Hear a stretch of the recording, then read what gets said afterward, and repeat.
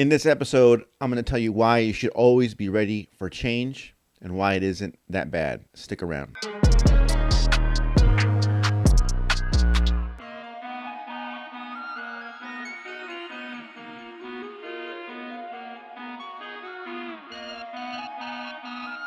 My name's Andres. This is a Strong Family Money Show.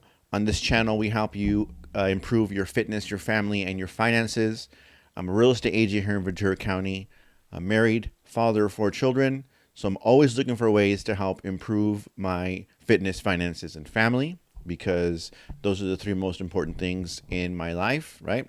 So in this episode, we're going to talk about change and why it's important to accept it and always be ready for it. Okay. A lot of people have problems trying to make that next step to change themselves, right? I am always ready to change who I am, what I do, how I do it, because there's always a better way. A lot of people think that, I don't have the willpower, I don't have the discipline to change. It may not be that. It just may be that you're not ready.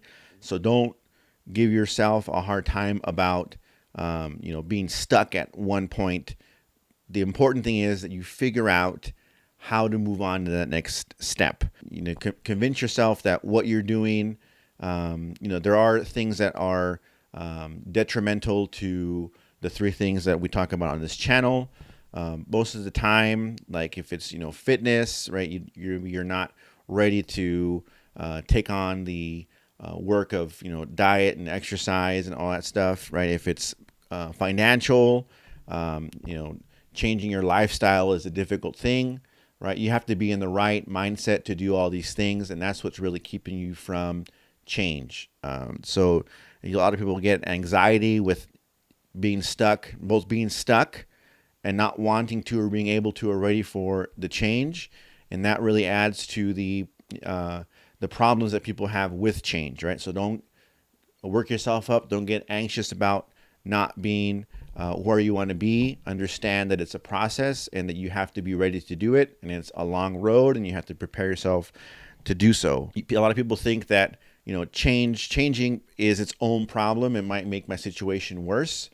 So if you're like going through a financial change, budget or new job or changing careers, there may be a period of time where things may seem that they're not as good as they were, but know that if you stick with your change, eventually they will get better. So if you change careers, you may have to take a slight pay cut in the beginning because you're new in your new career, but understand that your trajectory has changed and you will eventually make more money than you were when you were in your previous job. Change is a process, and you have to give yourself enough time to go through the process of change.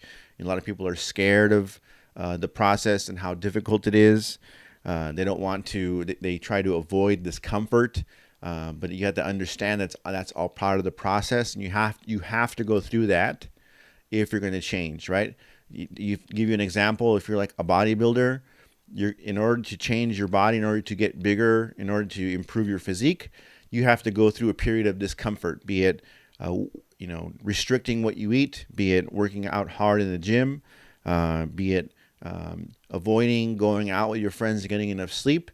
In order to make improvements, you have to go through a period of discomfort, and it is a period. It will get better. You will get used to it. You will accept that as part of the process, of changing.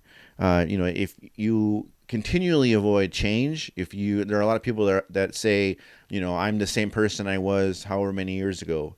That really is, holding them back from being as good the best person that they can be. You get stuck in a rut. It's easy to be the same person all the time.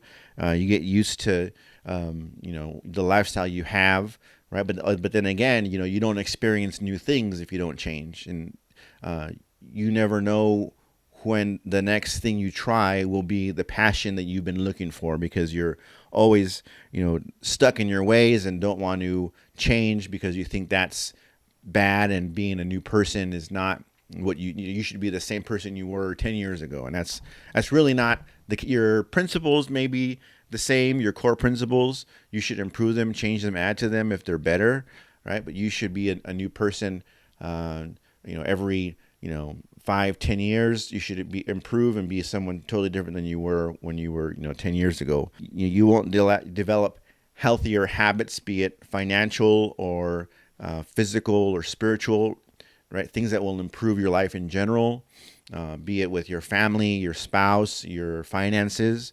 Not changing, not finding new things to do and improve, right? You'll be the same in the same situation. Good, it will be better. Bad, it will be good, right? If you go through some sort of change in your life, and the longer you wait, quite possibly it could be harder to make the change that you need to make.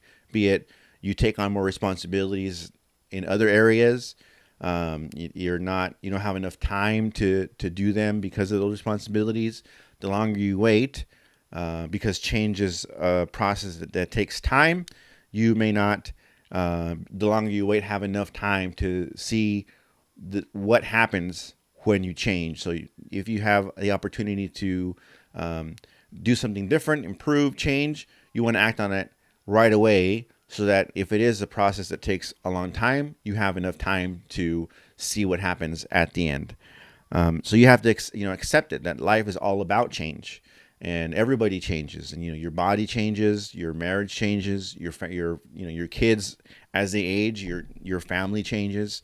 So it's all around you. You should not avoid it. You should not think that it's a bad thing. You should be ready for it, accept it, and change with it. So what you should do is you should have a plan for changing who you are, right? The pros and cons of the change that you want to do, right? What kind of person will you be? You should start acting like that person and make a plan so that I have to do these things, right? If I want to change careers, if I want to improve my family, if I want to be, change my physique and how I look, if I want to become a healthier person, right? You should know that it takes a plan, because that would be like just a big checklist of things you have to do. It doesn't seem so overwhelming to see the end goal, right? If you focus on the end goal, I want to be financially stable, have this many houses, investment properties, right? If you look at it that way, then it's overwhelming, and that's why people shy away from change, is because they look at the end goal.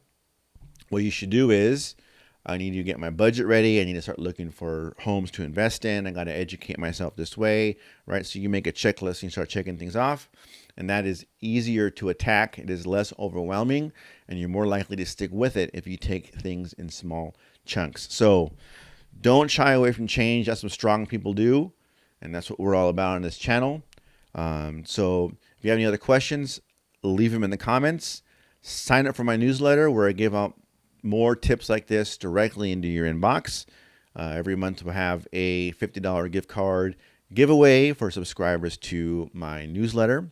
My name is Andres. This is the Strong Family Money Show. Thanks a lot. Please like and subscribe and share, and I will talk to you guys next time.